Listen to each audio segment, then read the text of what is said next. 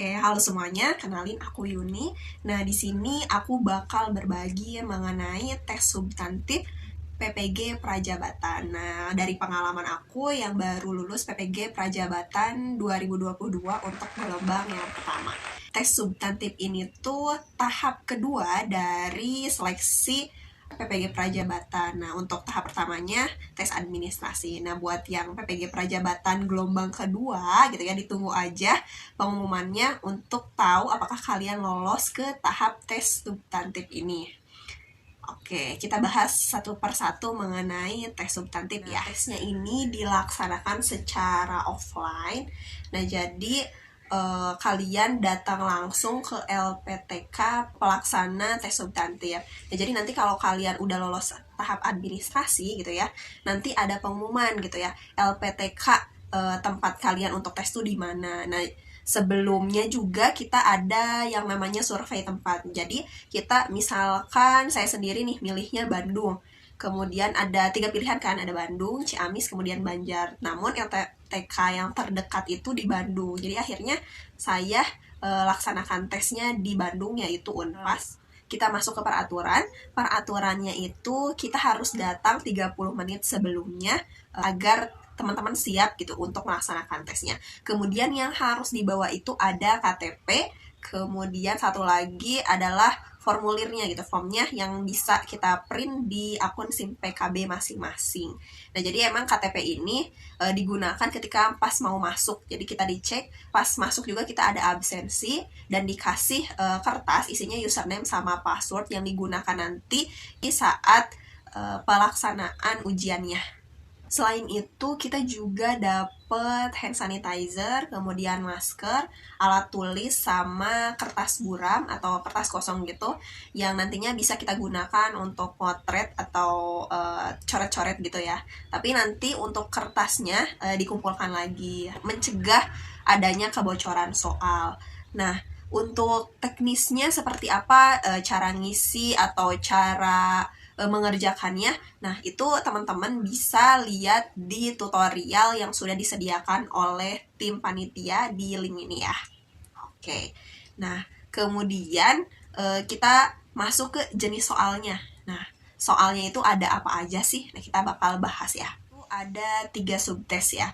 Yang pertama ada tes bidang. Nah, misalkan kalian masuknya atau daftarnya sebagai PGSD. Nah, berarti soal-soalnya soal-soal SD begitu.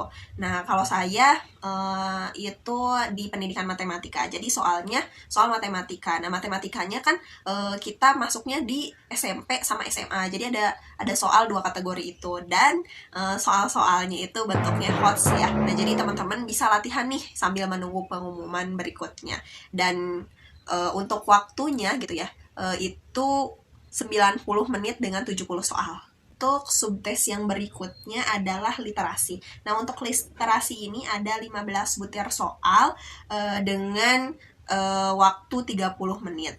Oh ya, tadi belum dibahas. Jadi soalnya itu ada yang pilihan ganda, ada juga pilihan ganda kompleks. Nah, kalau pilihan ganda itu ya jawabannya ya A, B, C, D, E gitu ya, di antara itu semua. Nah, sedangkan untuk literasi ini masuknya pilihan ganda kompleks. Jadi bisa aja satu soal itu ada 3 jawaban yang benar gitu ya. Nanti kita pilih yang benar di antara semuanya, atau pilih yang gitu ya. Jadi gimana tergantung soalnya. Nah, itu kategori pilihan ganda. Subtes yang berikutnya ada numerasi. Nah, numerasi ini juga sama, 30 menit dan 15 soal gitu. Ini saya bakal bahas tips dalam teknisnya ya. Nah, untuk teknisnya sendiri ya, kita kan gak boleh keluar ruangan kalau belum selesai mengerjakan tesnya. Jadi kita emang dikasih waktu kalau mau ke kamar mandi gitu ya. Nah, itu silahkan sebelum mulai. Nah, jadi kalau kalian dirasa pengen ke belakang gitu ya, ke WC, pipis gitu, yaudah keluar dulu sebelum mulai tes. Kemudian kalau misalkan kalian tidak kuat dingin gitu ya, bilang ke panitianya. Atau misalkan lagi batuk gitu ya, izin ke panitianya untuk bawa minum. Selama diizinkan itu boleh. Tapi alat elektronik itu gak boleh ya. Jadi emang kita ngumpulin tas dan alat-alat elektronik, kemudian disimpan di ruangan khusus dan aman tentunya.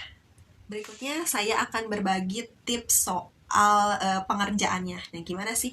Nah, nanti untuk pengerjaan kan soalnya bentuknya HOTS gitu ya. Nah, soalnya juga kebanyakan bentuknya cerita, terutama literasi dan numerasi itu pertanyaannya bisa 1 halaman, emang panjang-panjang. Jadi usahakan lihat soalnya apa namanya yang berkaitan, jangan sampai kita terfokus baca soalnya yang panjang itu untuk literasi numerasi. Nah, kemudian untuk bidang gitu ya, kalau emang dirasa susah ya udah lewat aja gitu ya. Kita coba next soal berikutnya, karena jangan sampai kita menghabiskan waktu di soal yang sulit. Dan selanjutnya mending jangan klik ragu deh, karena itu bakal bahas atau ngehabisin banyak waktu. Jadi yang oke-oke aja dulu. Nah, selanjutnya di 10 menit terakhir gitu ya, dan ada banyak soal yang belum dikerjakan, ya udah langsung aja tembak jawabannya. Tapi bagusnya kalau sisa yang belum dikerjakan, optionnya itu sama semua biar dapat peluang benarnya lebih besar begitu. Kemudian tadi ya, jangan fokus pada soal yang sulit, kerjakan aja yang mudahnya, dan jangan klik ragu lah, karena nanti kalau misalkan klik ragu kemudian kita mau submit itu harus uncek dulu ragunya. Nah, jadi malah ribet duluan gitu kan. Kemudian bisa di apa namanya, waktunya kalau masih ada bisa langsung selesai, gak bisa gitu. Nah, itu saja mungkin tentang serba-serbi tes substantif PPG Prajabatan. Ada yang ingin ditanyakan kembali, silahkan komen di video ini. Sampai berjumpa lagi di video berikutnya, dan semangat kalian bisa lolos jadi mahasiswa PPG Prajabatan. Yuk, bisa jadi guru. Bye-bye.